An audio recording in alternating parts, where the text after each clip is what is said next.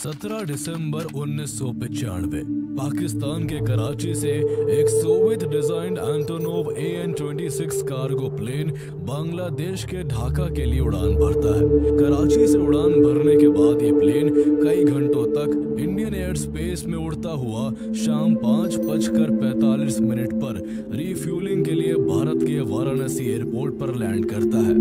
यहाँ करीब 4 घंटे खड़ा रहने के बाद रात 10 बजे प्लेन एक बार फिर अपने तय रास्ते की तरफ उड़ान भरने लगता है। लेकिन जब ये प्लेन बिहार के गया के ऊपर था तभी अचानक इसका रास्ता बदल जाता है। प्लेन वेस्ट बंगाल के एक बहुत पिछड़े हुए जिले पुरुलिया की ओर बढ़ जाता है और जैसे ही प्लेन पुरुलिया के ऊपर पहुंचता है वो बहुत नीचे उड़ने लगता है। अंधेरी रात में जब सब नींद की आगोश में थे उस समय उस प्लेन से पैराशूट के जरिए लकड़ी के 3 भारी बक्से झालदा, खंडगा, बेलामू और मरामू जैसे गांवों के ऊपर गिरा दिए जाते हैं।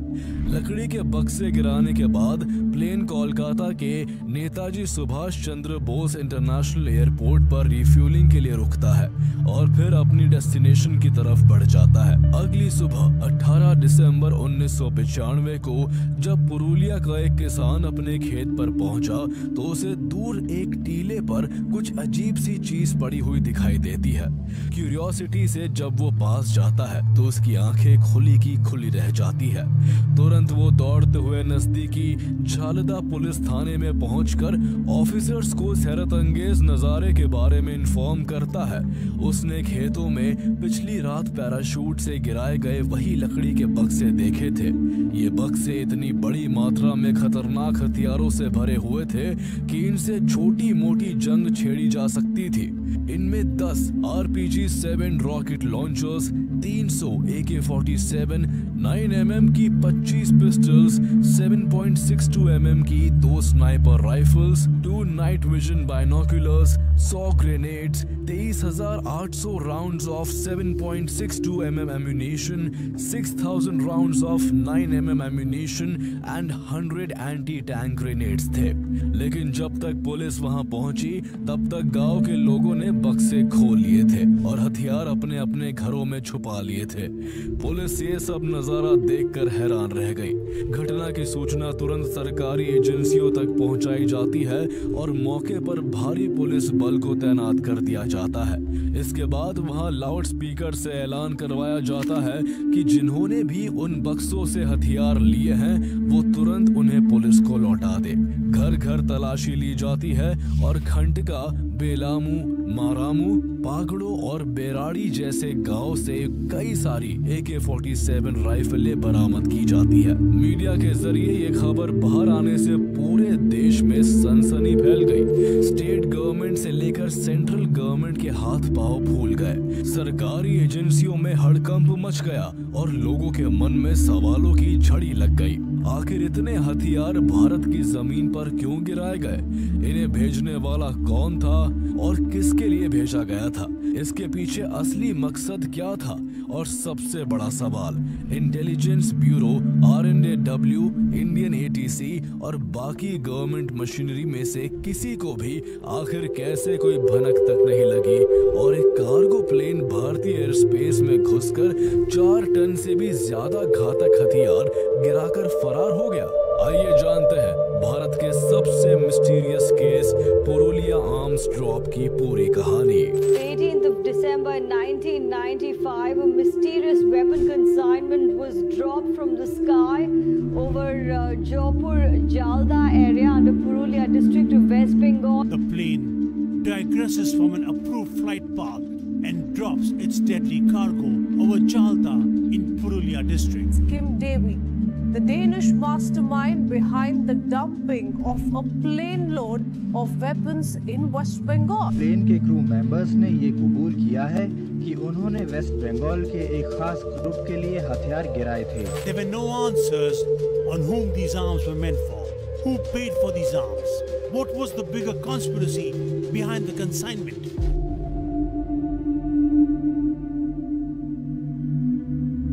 पुरुलिया आर्म्स ड्रॉप के इस मामले ने पूरे देश में हंगामा मचा दिया था। ये मामला क्योंकि बेहद संजीदा और देश की सुरक्षा से जुड़ा था, इसलिए सिक्योरिटी एजेंसीज तुरंत इसकी जांच में जुट जाती है। लेकिन बहुत कोशिशों के बाद भी उनके हाथ खाली थे। एजेंसी सिर्फ इतना अंदाजा ही लगा पाई कि इन हथियारों को किसी प्लेन से नीचे गिराया गया होगा, लेकिन वो प्लेन कौन सा था, कहां से आया था और अब कहां था, इसका उन्हें कोई अता पता नहीं था। उस समय देश में कांग्रेस की सरकार थी और पीवी नरसिम्हा राव प्रधानमंत्री थे। देश की सुरक्षा में इतनी बड़ी चूक को लेकर सड़क से लेकर संसद तक हंगामा मच जाता है। अटल बिहारी वाजपेयी और सुषमा स्वराज जैसे ऑपोजिशन लीडर्स सरकार से इस मुद्दे पर संसद भवन में स्पेशल सेशन की मांग करने लगते हैं। सरकार के ऊपर लगातार दबाव बढ़ता जा रहा था, लेकिन सुरक्षा एजेंसियों के हाथ कोई भी सुराग नहीं लग पा रहा था। इस दौरान जब पूरे देश में हड़कंप मचा हुआ था, तब हथियार गिराने वाला एंटोनोव AN-26 कार्गो प्लेन शांति से थाईलैंड में खड़ा था। उस रात इस प्लेन में 8 लोग सवार थे। इनमें एक डेनमार्क का सिटीजन किम डेवी, एक British arms dealer Peter bleach, एक भारतीय मूल का सिंगापुर निवासी दीपक मणिकन और 5 लैटवियन क्रू मेंबर्स थे। इस पूरे कांड का मास्टरमाइंड किम डेवी था, जिसका असली नाम नील्स हॉल्क था। जब उसने भारत में मची अफरा तफरी की खबरें देखी तो उसे एहसास हो गया कि हथियार जहां गिराए जाने थे वहां नहीं गिरे हैं और पुलिस के हाथ लग गए हैं। लेकिन इतना सब हो जाने के बावजूद डेवी ये फैसला करता है कि वो वापस कराची जाने के लिए इंडियन रोड से ही गुजरेगा। उसका ये फैसला मौत के मुंह में कूदने जैसा था, क्योंकि उस वक्त पूरे भारत में उस प्लेन की तलाश चल रही थी। लेकिन न जाने क्यों उसे यकीन था कि वो पकड़ा नहीं जाएगा। इसी उम्मीद के साथ पुरुलिया आर्म्स ड्रॉप की घटना के केवल 4 दिन बाद 22 दिसंबर को उसी रशियन कार्गो प्लेन AN-26 में अपने साथियों के साथ सवार होकर एक बार फिर भारत में दाखिल हो जाता है। प्लेन चेन्नई में लैंड करता है और रिफ्यूल होकर कराची जाने के लिए मुंबई की ओर उड़ान भरने लगता है। लेकिन इस बार हालात अलग थे। पुरुलिया केस के बाद इंडियन सिक्योरिटी एजेंसीज और इंडियन एयरफोर्स की काफी आलोचना हो रही थी, इसलिए हर कोई काफी अलर्ट था। ऐसे में जब ये प्लेन AN-26 मुंबई की तरफ बढ़ रहा था, तभी इंडियन एयरफोर्स की मूवमेंट लियासन यूनिट में काम करने वाले एक जूनियर NCO ने देखा कि एक विमान बिना क्लियरेंस के भी चेन्नई से मुंबई की ओर बढ़ रहा है। वो जूनियर NCO इस बारे में तुरंत वायुसेना को इन्फॉर्म कर देता है, जिसके बाद गुजरात के भुज से 2 MiG-21 विमानों को उसे रोकने के लिए भेज दिया जाता है। बीच आसमान में इंटरसेप्ट करते हुए वो एंटोनोव प्लेन को घेर लेते हैं और आदेश देते हैं, या तो मुंबई में लैंड करो वरना शूट डाउन कर दिए जाओगे। इस धमकी के बाद जब ये विमान मुंबई एयरपोर्ट पर नीचे उतरने लगता है तो किम डेवी घबरा जाता है। वो अपने ब्रीफकेस से कुछ कागज निकालकर उनके छोटे छोटे टुकड़े कर उनको जला देता है और फिर उन्हें बाथरूम में ले जाकर फ्लश कर देता है। वो 4 फ्लॉपी डिस्क के भी टुकड़े कर उनमें आग लगा देता है।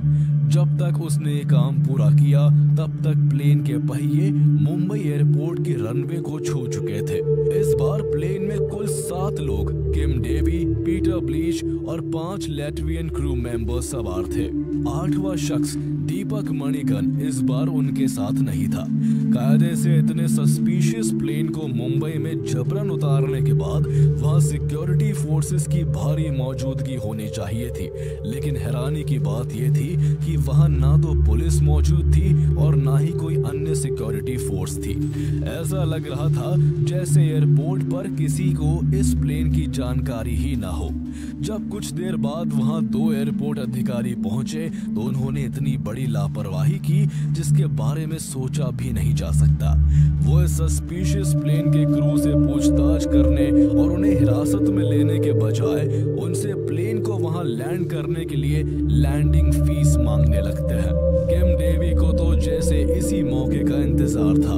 वो फीस देने को तैयार हो जाता है और पेमेंट के लिए अधिकारी के साथ एक कार में एयरपोर्ट टर्मिनल की तरफ चला जाता है, लेकिन इसके बाद वो दोबारा प्लेन पर नहीं लौटता और बॉम्बे एयरपोर्ट से गायब हो जाता है।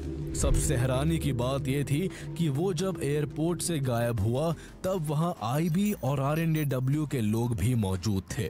इतना सब कुछ हो जाने के बाद भी पुलिस को इस घटना की पहली सूचना तब मिलती है जब एक आईबी अधिकारी मुंबई पुलिस कमिश्नर RD त्यागी को रात करीब 2:40 पर फोन करता है। इसके बाद वहां पुलिस पहुंचती है और प्लेन की तलाशी ली जाती है। तलाशी में पुलिस और बाकी अधिकारियों को जो मिलता है उसे देख उनके होश उड़ जाते हैं।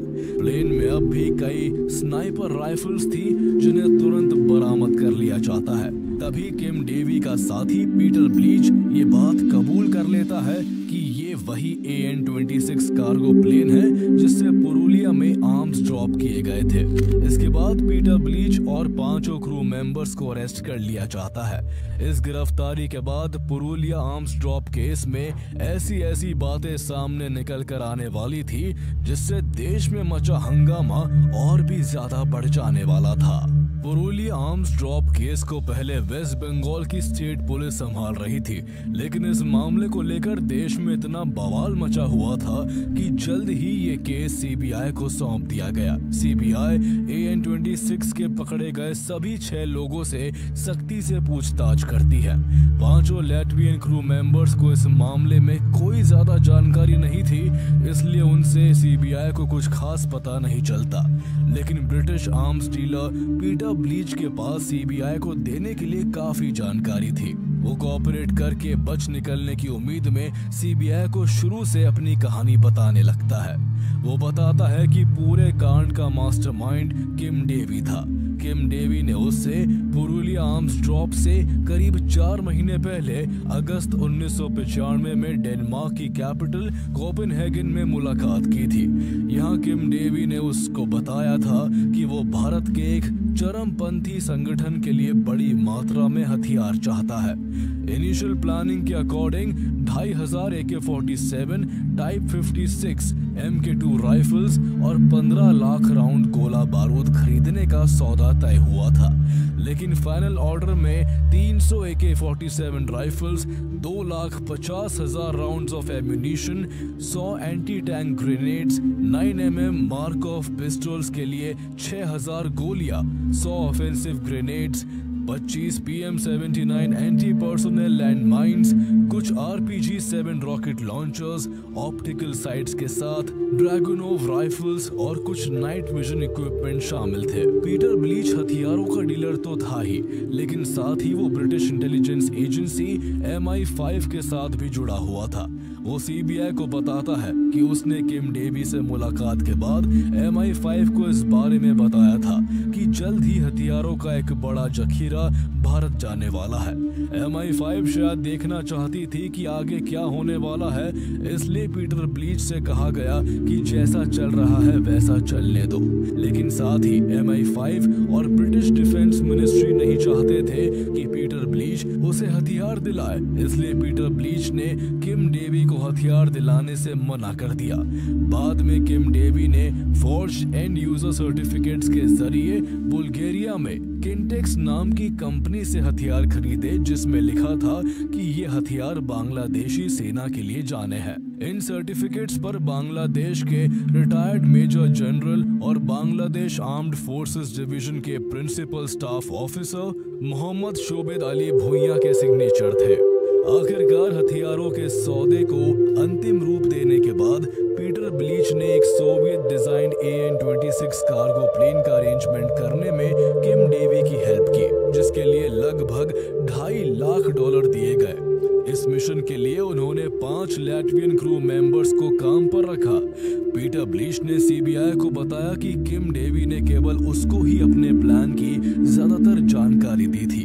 बाकी के 5 लैटवियन क्रू मेंबर्स को उसने झूठी कहानी बताई थी कि एक ह्यूमैनिटेरियन एड मिशन है और वो भारत सरकार की अनुमति से भारत में गरीब लोगों के लिए कपड़े और अन्य रिलीफ मटेरियल्स पहुंचा रहे हैं।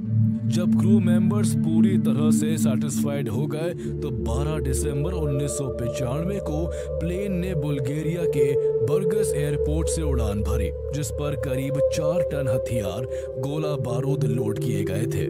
उनका एंड डेस्टिनेशन बांग्लादेश का ढाका था, लेकिन उससे पहले ये प्लेन तुर्की और ईरान होते हुए पाकिस्तान के कराची पहुंचा, जहां 13 से 17 दिसंबर तक रुका रहा। यहीं पर किम डेवी अपने साथ सिंगापुर में रहने वाले इंडियन ओरिजिन दीपक मणिकन को लेकर आया था, जो लॉजिस्टिक्स की जिम्मेदारी संभालने वाला था। 17 दिसंबर 1995 को जब प्लेन कराची एयरपोर्ट पर खड़ा था और सारी तैयारियां हो चुकी थी, तब भी प्लेन क्रू को इस बात की कोई भनक नहीं थी कि प्लेन में असल में 4 टन से ज्यादा हथियार और गोला बारूद भरा हुआ था। लेकिन 17 दिसंबर को जब विमान ने कराची से उड़ान भरी तो बीच रास्ते में किम डेवी बॉक्सेस को खोलकर हथियारों को पैलेट्स में लोड करने लगा। उसी समय उन 5 लैटवियंस लोगों को पता चल गया कि ये प्लेन ह्यूमैनिटेरियन एड के सामान से नहीं बल्कि हथियारों से भरा हुआ है। लेकिन किम डेवी ने उनको किसी तरह प्लेन को तय दिशा में उड़ाए रखने और कोऑपरेट करने के लिए तैयार कर लिया। पीटर ब्लीच आगे सीबीआई को बताता है कि प्लेन जब कराची से निकलकर इंडियन एयर स्पेस में उड़ान भर रहा था, तब उसे यही लग रहा था कि भारतीय खुफिया एजेंसियों को इसकी भनक लग चुकी होगी और प्लेन के रेडार पर आते ही इसे और इसमें मौजूद हथियारों को कब्जे में ले लिया जाएगा। उसे इस बात का इत्मीनान था कि वो अगर पकड़ा भी गया तो MI5 की मदद से आसानी से रिहा हो जाएगा, लेकिन ऐसा कुछ नहीं हुआ। प्लेन कई घंटों तक इंडियन एयर स्पेस में उड़ान भरकर वाराणसी पहुंच गया, लेकिन ना तो किसी ने उसे इंटरसेप्ट किया और ना वाराणसी में ही उसे पकड़ा गया। पीटर ब्लीच बताता है कि जब विमान ने वाराणसी से भी टेक ऑफ कर लिया तो उसे डर था कि विमान को गिरा दिया जाएगा, लेकिन ऐसा भी नहीं हुआ और प्लेन ने वेस्ट बंगाल के ऊपर से उड़ान भरी और हथियार गिरा दिए गए। ना कोई रॉकेट आया और ना ही कोई पुलिस आई। उनसे गलती सिर्फ इतनी हुई थी कि रात के अंधेरे में पायलट से लोकेशन को लेकर चूक हो गई और हथियार जहां गिराए जाने थे उससे कहीं दूर गिरा दिए गए। इसलिए हथियार गांव वालों के हाथ लग गए और यहीं से सारा बखेड़ा खड़ा हो गया। आगे पीटर ब्लीच बताता है कि प्लेन का एंड डेस्टिनेशन ढाका था, लेकिन तब तक ढाका से लैंडिंग की परमिशन नहीं मिली थी, इसलिए प्लानिंग में बदलाव कर प्लेन को आखिरकार थाईलैंड के फुकेट में लैंड कराया गया। सीबीआई इसके बाद पीटर ब्लीच से सबसे जरूरी सवाल पूछती है कि आखिर यह हथियार किसके लिए थे। पीटर ब्लीच ने इस सवाल का जो जवाब दिया उसने सभी को हैरान करके रख दिया। पीटर ब्लीच बताता है कि यह हथियार आनंद मार्ग संगठन के लिए थे। आनंद मार्ग एक सोशियो स्पिरिचुअल ऑर्गेनाइजेशन है जिसे साल 1955 में प्रभात रंजन सरकार द्वारा स्थापित किया गया था। इसके यूं तो देश और दुनिया में कई जगह सेंटर्स है, लेकिन इसका मेन हेडक्वार्टर पुरुलिया के आनंद नगर में है।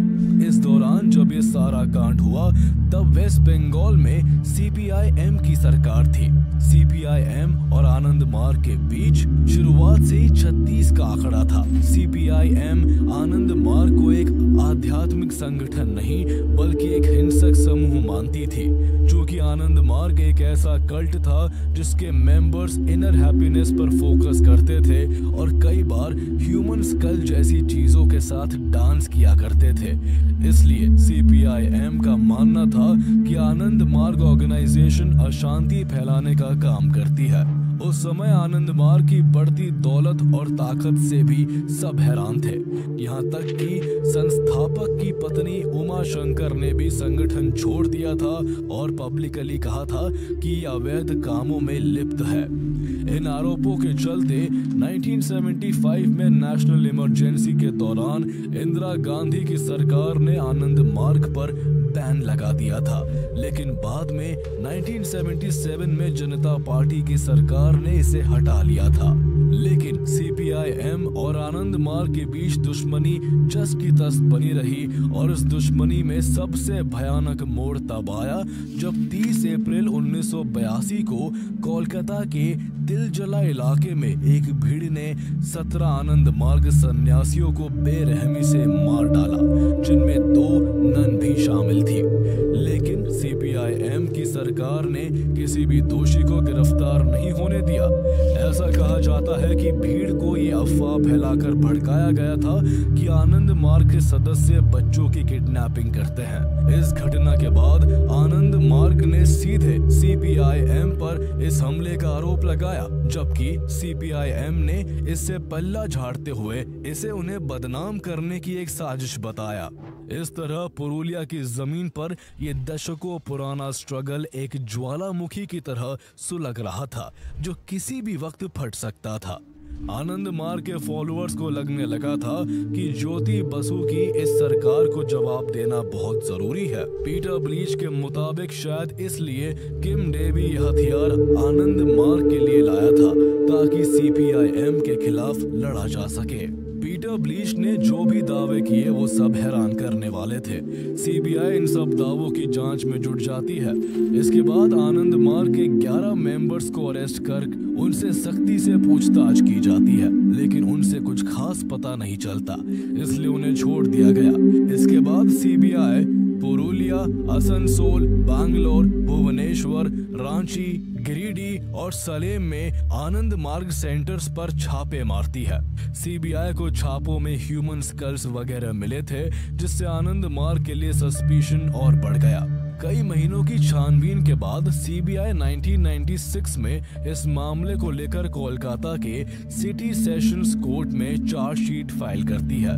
चार्जशीट में सीबीआई आनंद मार्ग संस्था को लेकर शक जताती है कि हथियार उसके लिए ही लाए गए थे।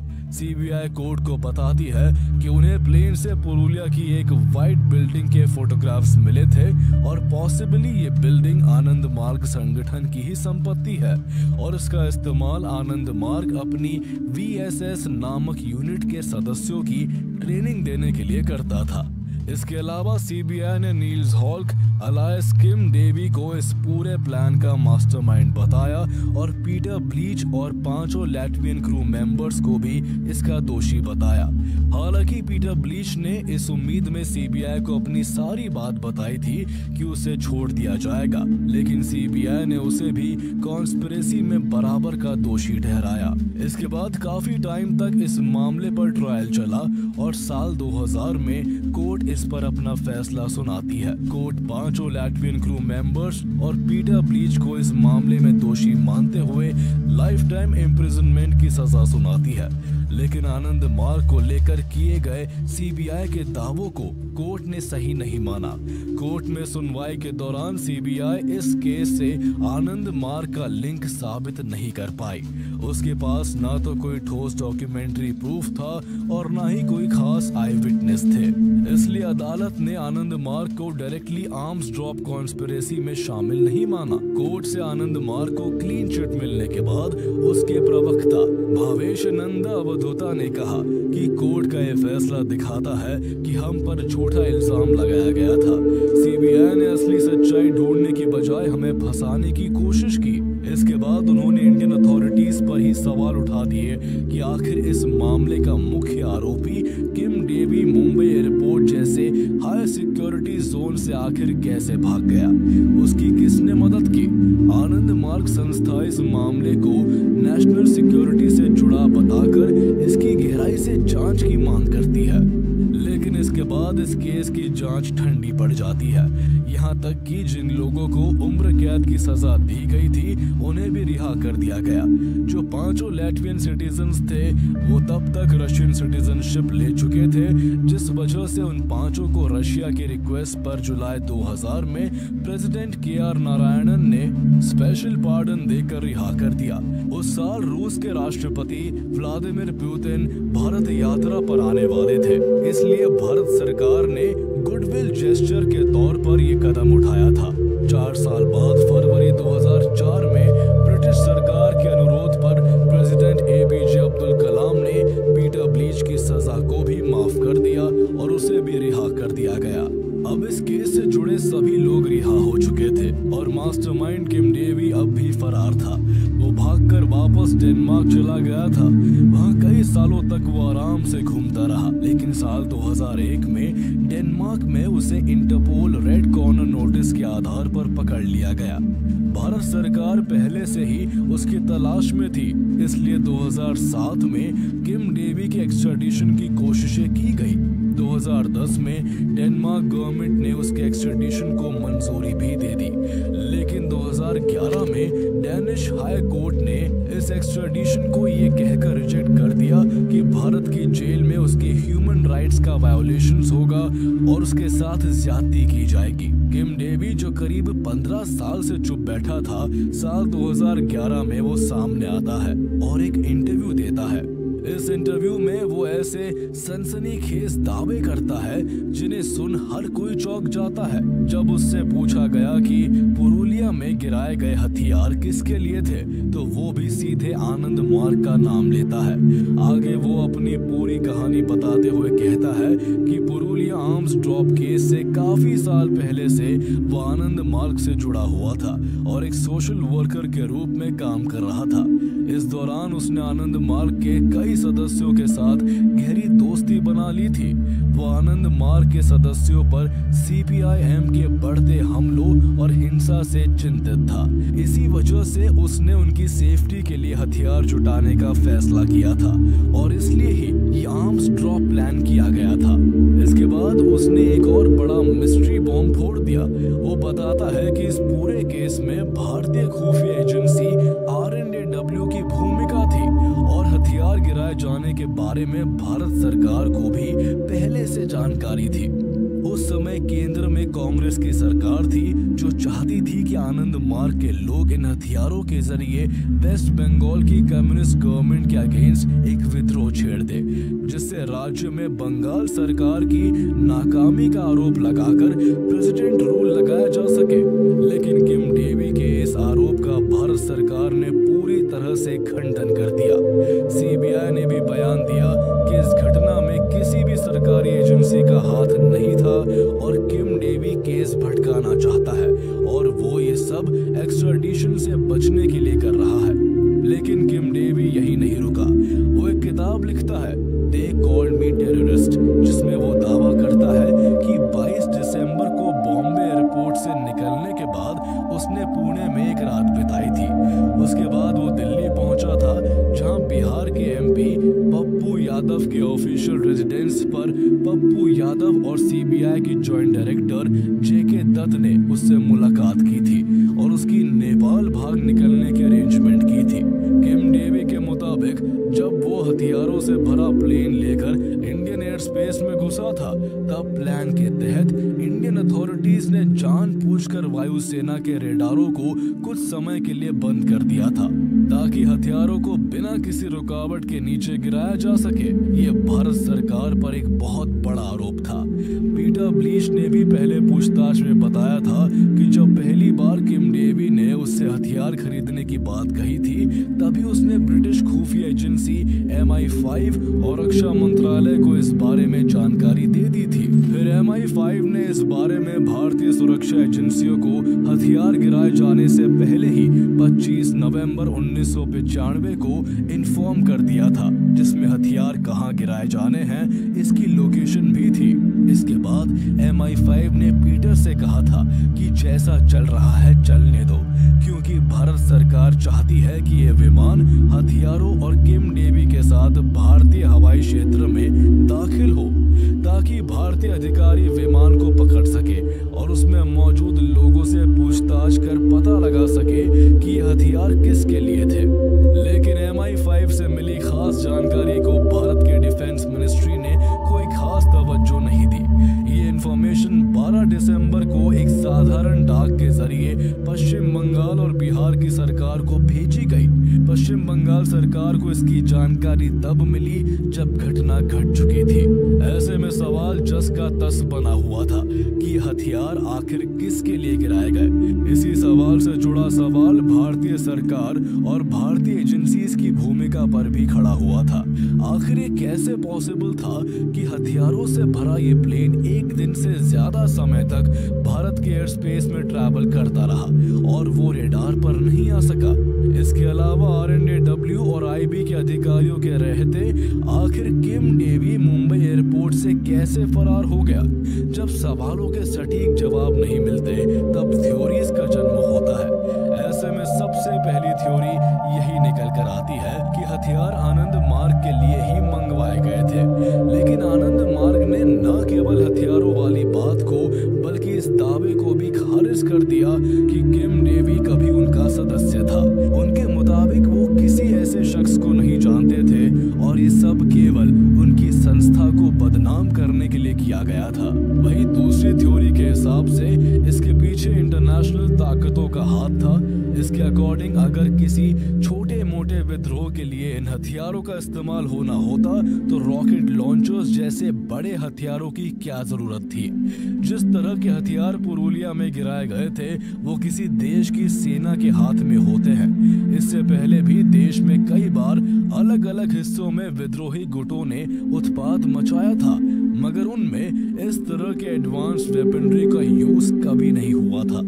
इसलिए कई लोगों का मानना है कि सोवियत यूनियन के डिसोल्यूशन के बाद अमेरिका एशिया में अपना वर्चस्व स्थापित करना चाहता था, इसलिए उसने भारत की सरकार के खिलाफ आर्म्ड रेबेलियन को सपोर्ट करने के लिए ये प्लान रचा था। माना जाता है कि डेवी CIA का डर्टी एसेट था और CIA के साथ उसके रिलेशंस के कारण इंटरपोल द्वारा वांटेड घोषित किए जाने के बाद भी उसे डेनिश अधिकारियों से सुरक्षा मिली हुई थी। इसके साथ ही कई लोग इस घटना के पीछे पाकिस्तान का हाथ भी बताते हैं, क्योंकि कराची हवाई अड्डे पर AN-26 को एक पाकिस्तानी एविएशन कंपनी ने हेल्प सर्विस दी थी और उसका भी संबंध CIA की एक एविएशन कंपनी से था। इसके अलावा एक थ्योरी के हिसाब से यह हथियार श्रीलंका के तमिल विद्रोही संगठन LTTE के लिए भेजे जाने थे। वही एक दावा ये भी है कि हथियारों को बांग्लादेश के एक्सट्रीमिस्ट ग्रुप्स के लिए गिराया जाना था, लेकिन उस रात पायलट से लोकेशन को लेकर थोड़ी भूल हो गई और उसने बांग्लादेश की जगह वेस्ट बंगाल के पुरुलिया में हथियार ड्रॉप कर दिए थे। इस तरह इस पुरुलिया आर्म्स ड्रॉप केस को करीब 30 साल गुजर चुके हैं, लेकिन आज तक सवालों के जवाब नहीं मिल सके हैं। सही जवाब किम डेवी के पास है और वही बता सकता है कि असली सच क्या है, लेकिन वो भारत की पहुंच से दूर होने की वजह से भारत पर ही इसके लिए आरोप लगाता रहा है। भारत सरकार ने किम डेवी को भारत लाने की कोशिशें नहीं छोड़ी है। 2017 में भारत सरकार की अपील पर फिर से डेनिश अटॉर्नी जनरल ने एक्स्ट्राडिशन की अपील की थी, लेकिन डेनिश कोर्ट ने इसे ये कहते हुए रिजेक्ट कर दिया कि भारतीय जेलों की स्थिति यूरोपियन नॉर्म्स के अकॉर्डिंग नहीं है। 2018 में भी डेनमार्क के प्रधानमंत्री से बातचीत में PM मोदी ने किम डेवी के एक्स्ट्राडिशन का मामला उठाया, लेकिन इसमें आगे ज्यादा कुछ प्रोग्रेस नहीं हुई। पुरुलिया कांड भारत की सुरक्षा में एक ऐसा काला अध्याय है जो शायद आजाद भारत के इतिहास में सबसे बड़े सिक्योरिटी फेलियर्स में से एक था। मुख्य आरोपी किम डेवी अब भी फरार है और यही वजह है कि पुरुलिया आर्म्स ड्रॉप आज तक